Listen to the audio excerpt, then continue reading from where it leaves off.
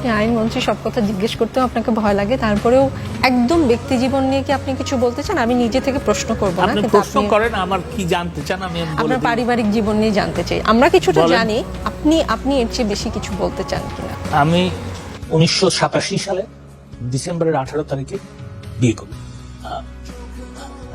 আমার স্ত্রী নুরামতুল্লাহ রিনা হক, তিনি 2রা জানুয়ারি 1991 সালে, 1 জানুয়ারিতে অ্যাক্সিডেন্ট হয়, কার অ্যাক্সিডেন্ট। 2রা জানুয়ারি 1991 সালে 2:45 ইন্তেকাল করে।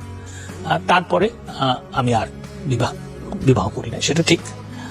আমার কোনো সন্তান নাই, সেটাও ঠিক। আমি 3 বছর 14 দিন বিবাহিত ছিলাম, আর এখন বিপদ নেই।